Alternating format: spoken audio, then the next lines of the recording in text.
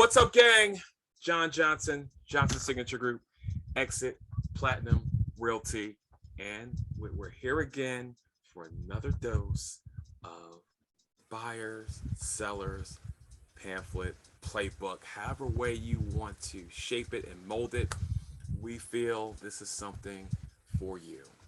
So, I have a guest, not a guest of mine, one of my business partners, part of the Johnson Signature Group, who has her own brand that she will discuss. And most importantly, talk about our relevance as agents. Like, who cares about a realtor? Why even use a realtor? But let me have her introduce herself and let's get on with it.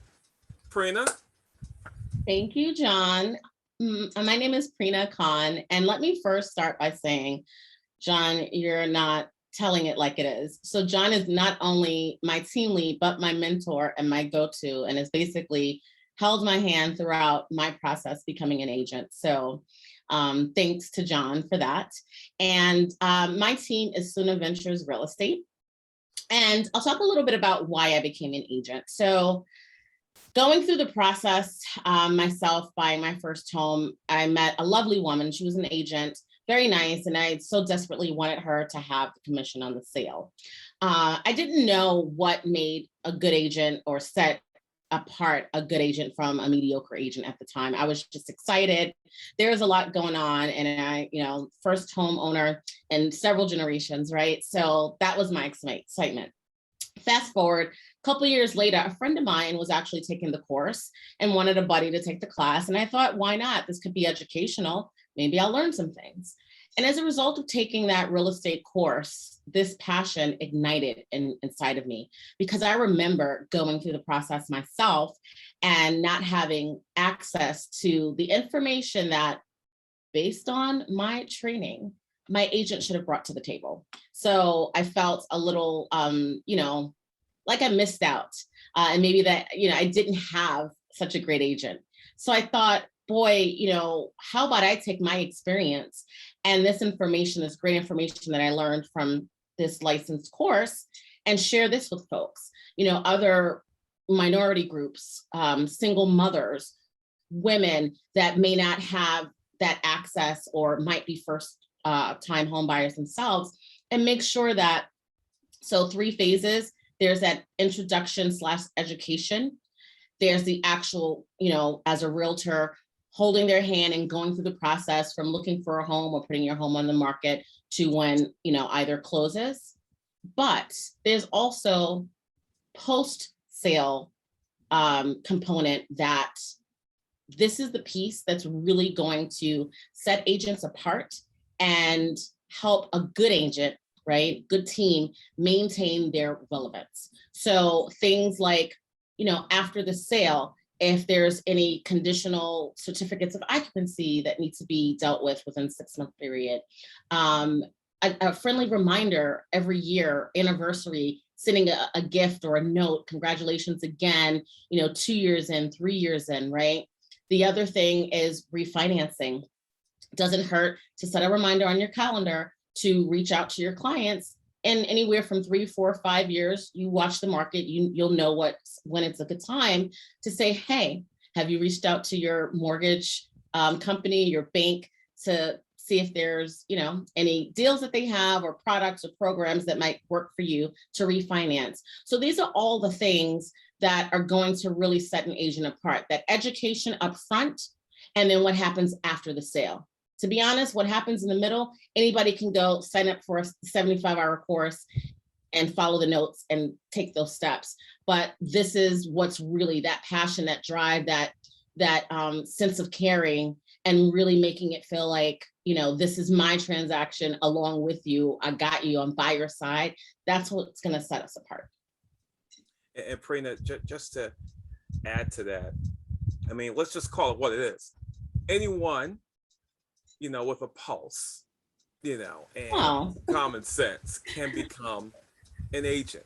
Okay, let's just put it out there. I mean, you go to class, you sit in 75-hour course, you take the test, boom. But what happens after that? Are you going to be in it to really help people, guide them from start to finish. And even when that transaction finishes, to Prina's point, are you going to be with them for the longer haul after they get into the home?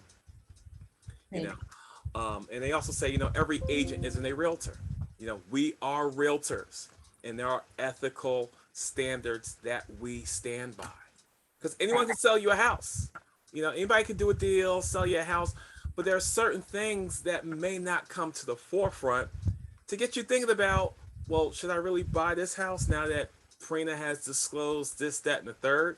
Are you really going to have someone that's going to abide by ethical standards to really guide you and have you really thinking twice about buying that house? As much as we would love for you to buy the first house we show you, we're also obligated, and it's part of our subconscious to say, hey, listen, if I'm not going to buy that house, if I was in your shoes, then I'm going to advise you not to. And ultimately, it's your decision as our clients, to either step forward or step back. But we are here to help you. Exactly. Yeah, I mean, I'd say probably takes a little more than a pulse because it's a lot, going through that program. And then the school that I went to actually had a mandate that you had to pass the school exam before passing the state exam. So I studied, like for real studied, right? But the other thing too is, and this is the piece that will set an agent apart, is really being a trusted advisor in the space. Not someone that has access to the different, MLS, whether it's GSMLS or Monmouth County or what have you, to provide a list of homes, but who's actually actively engaged in the community. It's a lot. It's definitely like a professional profession. It's not one of those things where, it's just, oh, this is my little niche, this is my little world. No, you need to be aware of legislature that's coming down. You probably need to have your ear to the ground in terms of politics, what's changing in your, in the areas that you farm, that you're most familiar with. Do they have a new mayor? Are there other mandates going on in the city? To give you an example, like, I consider myself still a newbie, right? I had the luxury and have been fortunate to really dive into best practices and educating myself to become the best agent possible. I've definitely led over some transactions, but I've been fortunate enough to be a member of some of the associations. So New Jersey Realtors Young Professionals Network, learned so much from that. I actually read the newsletters that come into my inbox. And even if it's just skimming through them, to know, what's being offered to me as an agent, how I can continue. It's continuous education. It's kind of like being a teacher. It never ends. Every teacher that I know, every couple of years, I feel like they're back in school. So if you're not prepared to do that kind of work, which means you have to be proactive because it's your business, organized, to be aware of dates, when new legislature comes down, things like that, then you're not going to be successful and therefore not very relevant. Because the worst thing that can happen to me is to have, let's say a buyer client buy a home, and then 7 or 8 months later, they're like, well, why didn't you advise me on XYZ? Why didn't you tell me I had a conditional certificate of occupancy? I didn't realize I had to do 10 grand worth of work without having to fight the city. Things like that. Or like, if you have a buyer client that has tenants, there's a new law, and admittedly, I still have to go back and read the details regarding lead and when to test for it. And I think goes into effect, I believe it's 2024, but like, these are things that I'm going to go back and tell my clients, hey, make sure you put this on your calendar so you're aware of it. So it's a lot of information, newsletters coming at you. If you have a fabulous team like we do at Exit Platinum, you got your 2 to 3 hours training every week. It's a lot. And that's on top of farming, finding new clients. So I'll say this, there's also been this wave of new agents post-COVID. I think everybody thinks it's just, oh, let me go get my license and sell houses. If you're doing this because you're desperate for money right away, this is not for you.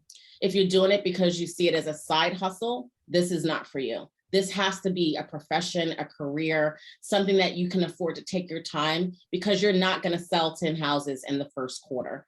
Probably not even this first 6 months. maybe there's unicorn cases where that happens, but it's not. And so you don't want to be the kind of agent that's making, that doesn't advise well or rushing clients through, because they're going to remember you and you won't get that repeat business. And you never know, you may make a mistake that's going to cost you your license down the line. And just to add to that, and Prina, anyone that's interested in real estate that comes to me and they want to interview me and ask me questions about this profession, the first thing I tell them, and Prina said, this is not a get rich quick scheme, period. Cut and dry. If you don't have the patience, and if you are not organized, and you kind of find yourself, not following up with your friends or not speaking to family members on a routine basis, those are warning signs that this may not be a career for you. Because in this business, it's all about follow up, follow up, follow up, follow up. And what Prina mentioned before, research. We're constantly learning. Like that state test and the school test and all that, that's just so you get your license. But the real work starts once you hit that agency, whatever agency that is. And you're going to have to lean on that support system to bring you up to speed. And then after that, you're going to have to get people to hold you accountable for your success, to keep you getting up every day, to keep you striving, to find that next person, that next client. And you have to be able to handle rejection. It's part of the business. We're salespeople. At the end of the day, you have to have the patience. You have to be able to handle rejection. And the other thing, Prina, I don't know if you're going to get into this, but it's all about team, right? So Prina talked a little bit about her team and teams, right? But you're working with people that are fearful and thinking that they're about to make the biggest purchase of their life, right? So they're relying on you as their realtor to give you references, guidance, referrals for other professionals, plumbers, contractors, appraisers, home inspectors, all that good stuff, right? So you have to be able to dip into your toolbox, pick up the phone, send out the email to find the right people for your people. So there's a lot of work involved. Yeah, that's a great point. I mean, relationship management is a huge, huge part of it. How you speak, how you present yourself, which may shift depending on the audience, right? But I guess under that same umbrella, I'd say the networking piece. And as you said, John, that's where, you're going to put together your A team, and not just for the actual real estate portion of the transaction, but what attorneys are you going to work with? Have you built a rapport with those attorneys so that when you call or you text or you email, they respond quickly because they know that you're good. They know that they're not going to have fallback. They know that you're going to also bring them repeat business, right? Same thing with your financial institution. You want to have those relationships and work with someone that, even if you don't have the relationship across multiple finance options, your team does. So a perfect example of that is one of the first families that I started working with. They were really fresh. And to be honest, I was fresh too. I liked the mortgage company. I won't name names that I work with, but depending on your credit profile, the situation, and certainly the climate with COVID, my company may not be best suited for everyone. So knowing that, I stumbled in one of my trainings with the Exit Platinum team is, just understanding when there's special products, right, or offerings that these institutions will give out. So I started researching and reaching out to folks. And one of the first questions I'd ask is, what products do you have, or what special promotions do you have depending on county? I never knew there was any such thing.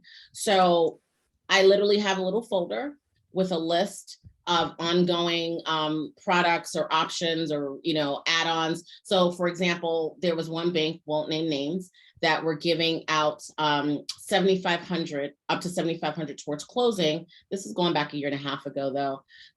If you financed, got your mortgage through them. So these are little tricks to know. And again, building that team. Contractor. If you own a home and you're married, your spouse is not the first important relationship in your life. The most important man or woman in your life is going to be your general contractor if you own a home. And if you're an agent, also general contractor, because your buyers are going to reach out to you and be, for an inspection, post sale. Do you know someone that can check my plumbing? Do you know someone to check my roof? So you want to have that Rolodex again of an A team that's on hand. That takes time to cultivate and build those relationships. So to your point, you're not gonna, get your license August 1st and then be a millionaire before the end of the year. It's just not gonna happen. Yeah, it definitely takes time, and that whole relationship management piece is everything. Because I mean that sets you apart from your average realtor to a top realtor, or that realtor that you refer to everyone, because you're that one stop shop, no matter what it is, right? No matter what it is. And coming in as a new agent, you don't have this big vast network. Most agents don't have this big vast network, but it comes back to your support system. Who can you ask within your office? Who can you ask within your sphere of influence? Because we all know, if someone refers someone to you for a certain task or service, chances are we're going to go with that word of mouth referral versus someone that we find on Google. Right. Yeah. Wow. Yeah. And I'd also say, even if you go into the business and you just happen to be a social butterfly and you have like 1 million followers on TikTok and another million in Insta and etc. Hello, you still don't know what you're doing. So do you really want to start churning deals that might potentially be bad deals because as an agent, you don't have experience?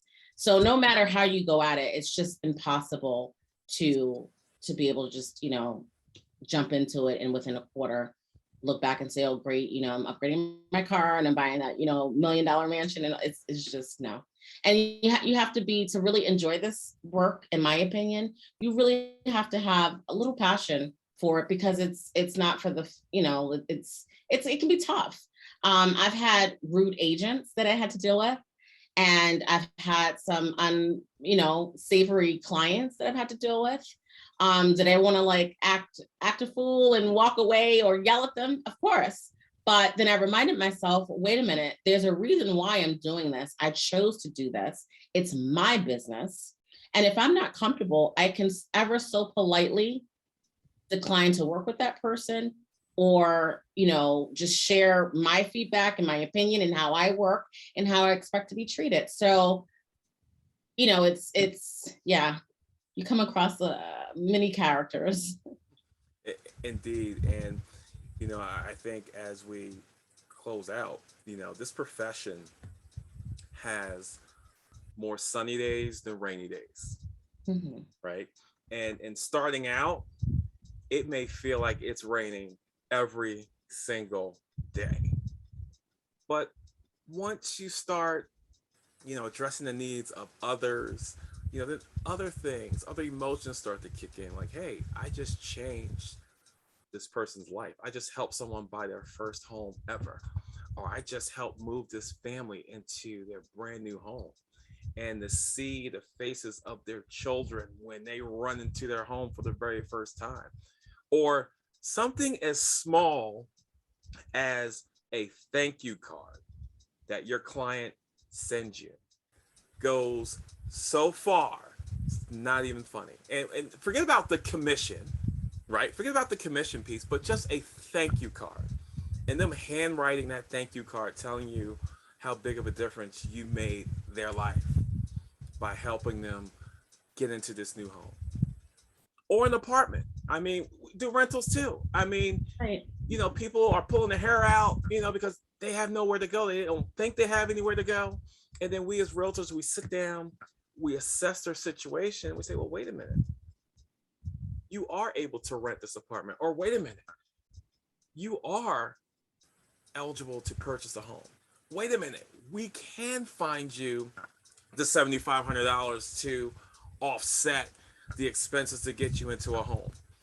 We work magic, and Prina, I know you feel the same way as me, but whenever we can kind of think outside the box and put something together for a buyer, seller, renter, landlord, and it all comes to fruition, that's more rewarding than just getting a check at closing.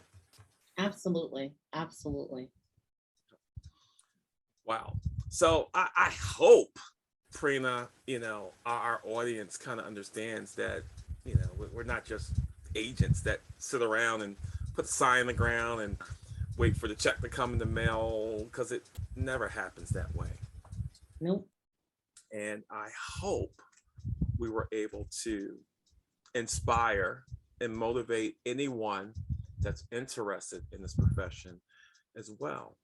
And if so, if you are feeling motivated, inspired, and want to know a little bit more about becoming a realtor, Prina, how do they get in touch with you? Well, I am across all social media. You can find me, my handle on Facebook and TikTok at Prena Real Estate, Prena Real Estate, all one word. Or you can visit my website, sunaventures.com. Right. And we have all that information down here in the description to reach out to Prina. And we wish you well. Oh, and by the way, Prina and I are going to be back here again and again and again with more gems to share with you guys. So until next time, see ya. Bye.